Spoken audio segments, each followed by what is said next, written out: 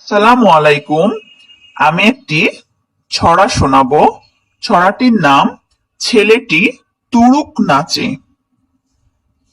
হেদেলো কলমিলতা, এতকাল ছিলি কোথা? এতকাল ছিলুম বনে, বনেতে বাগদিমল।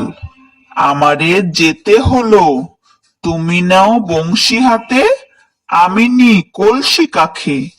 চল যাই রাজপথে, ছেলের মা গয়না গাথে, ছেলেটি তুড়ুক নাচে।